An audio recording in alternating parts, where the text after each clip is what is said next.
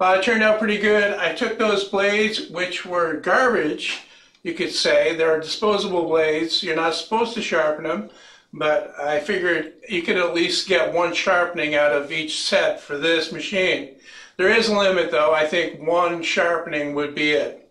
Unfortunately, there are still a couple of lines running down through the piece of wood showing that there were nicks that I couldn't grind away. They were very deep, where I actually hit either stones or nails in the wood that I was planing. But I don't see that as a big problem as long as the knives are cutting well, and these certainly appear to be doing that.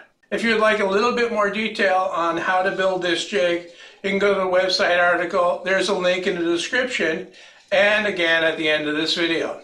As usual, I hope you liked it, and thanks for watching.